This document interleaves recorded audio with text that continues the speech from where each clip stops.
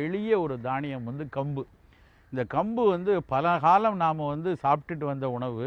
கடந்த ஒரு 50 ஆண்டுகள் 60 ஆண்டு காலமாக ஒதுக்கி வச்சுட்டோம். அது என்னமோ வந்து ரொம்ப ஏழைப்பாளைங்க சாப்பிட்றது, குடியானவர்கள் சாப்பிட்றதுன்ட்டு அதை ரொம்ப தவறாக நினச்சிட்டோம். ஆனால் தானியங்கள் எல்லாம், சிறுதானியங்கள் எல்லாத்தையும் எடுத்தோன்னா அதுக்கு முதல் ரேங்க் கொடுக்கணுன்னா கம்புக்கு தான் கொடுக்கணும். அந்த அளவுக்கு சத்து வந்து கம்பில் இருக்குது. கம்பில் பார்த்திங்கன்னா ஒரு கம்பரிசியும் எடுத்துக்கிட்டு, இந்த பக்கம் ஒரு வெள்ளை அரிசியும் எடுத்துக்கிட்டு, அரிசிச்சோறையும் கம்பரிசி சோறையும் ரெண்டையும் கம்பேர் பண்ணி பார்த்திங்கன்னா வெள்ளரிசி சோறை விட 8 மடங்கு கம்பரிசியில் இரும்பு சத்து அதிகமாக இருக்குது.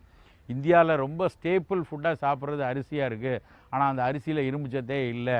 அதனால தான் இந்தியர்களில் நிறைய பேருக்கு சோகையாக இருக்குதுன்னு சொல்லி உலக சுகாதார நிறுவனமும் உலகத்தில் உள்ள பெரு அறிஞர்கள் பல பேரும் சொல்லிகிட்டு இருக்காங்க.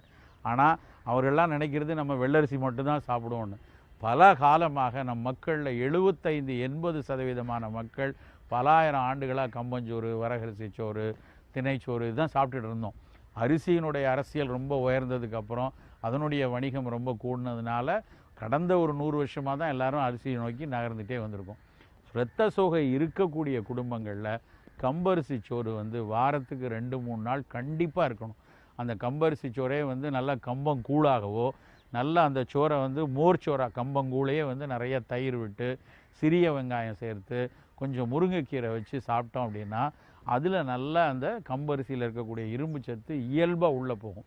ஒரு விஷயம் நல்லா தெரிஞ்சுக்கணும், எப்போவுமே இந்த மாதிரி சத்துக்கள் குறைவாக இருக்கும்போது இயல்பாக அது முழுமையாக எந்த தாவரத்திலேயோ எந்த விலங்கு புரதத்திலேயோ இல்லைன்னா பழங்களில் இருக்கோ அதை சாப்பிடும்போது தான் அது முழுமையாக உட்கிரகிக்கப்படும். அதை விட்டுட்டு ஒவ்வொன்றையும் சப்ளிமெண்ட் பண்ணி இரும்பு சத்து மாத்திரை, விட்டமின் B12 மாத்திரை, விட்டமின் C மாத்திரை, இப்படி ஒவ்வொன்றையும் மாத்திரையாக சாப்பிட்டோன்னா அதில் 20-30% மட்டும்தான் உடலில் அப்சார்ப் ஆகும். மீதியெல்லாம் சிறுநீர்லையும் மலத்துலேயும் வெளியே போயிட்டே இருக்கும்.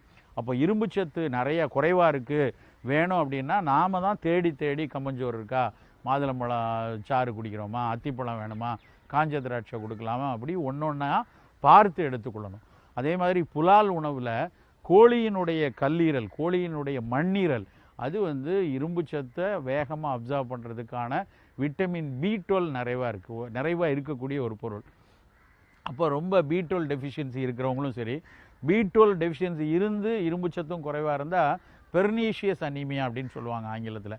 கை காலெல்லாம் ரொம்ப ஏதோ குத்துற மாதிரி சுருக்குன்னு குத்துற மாதிரி உள்ளங்காலில் எல்லாம் ஒரு எரிச்சல் இருக்கும், ஒரு வலி இருக்கும், ஒரு சூடாக ஒரு அனல் பறக்கிற மாதிரி இருக்கும். அதோட இரும்பு சத்தும் குறைவாக இருக்கும். அவர்களுக்கு இந்த கோழியினுடைய மண்ணீரலும் இல்லை நம்மளுடைய அந்த எள்ளு துவையல் மாதிரியான, வெஜிடேரியனாக இருந்தால் எள்ளு துவையல், கம்மங்கூழ் மாதிரியான உணவுகளை தேர்ந்தெடுத்து கொடுத்துட்டு வரணும்.